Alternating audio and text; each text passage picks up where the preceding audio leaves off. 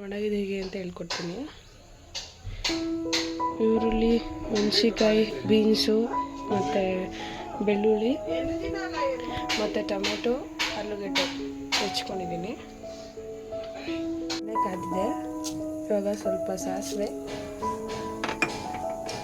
ಮತ್ತು ಜೀರಿಗೆ, ಕಡಲೆಬೇಳೆ ಸ್ವಲ್ಪ ಹಾಕೊಳ್ಳಿ.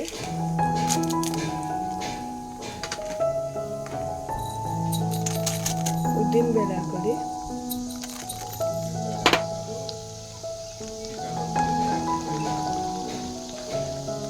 ಕರ್ಬೇವಿನ ಸೊಪ್ಪು ಹಾಕೊಳ್ಳಿ. ಮೆಣಸಿನಕಾಯಿ ಮತ್ತು ಬೀನ್ಸ್ ಮತ್ತು ಬೆಳ್ಳುಳ್ಳಿ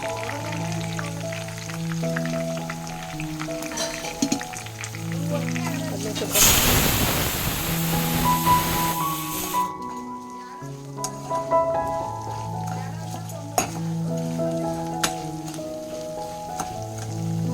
ಕುಕ್ಕರ್ ವಿಷಲ್ ಬಂದಿದೆ.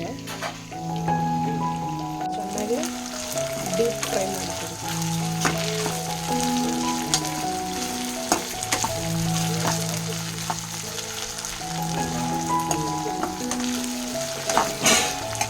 ಆಲೂಗಡ್ಡೆ ಹಾಕೊಳ್ಳಿ.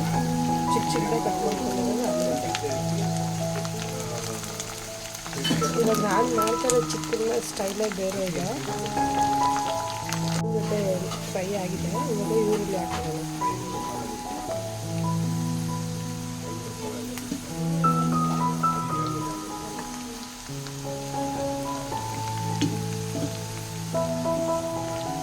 ಇದು ಚೆನ್ನಾಗಿ ಡೀಪ್ ಫ್ರೈ ಆಗಬೇಕು.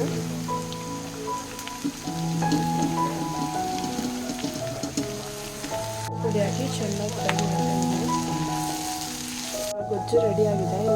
ಇದು ಸ್ವಲ್ಪ ಆರಾದಮೇಲೆ ರೈಸ್ಗೆ ಮಿಕ್ಸ್ ಮಾಡಿ ನಿಮಗೆ ತೋರಿಸ್ತೀನಿ ಎಷ್ಟು ಚೆನ್ನಾಗಿ ಬಂದಿದೆ ಅಂತ.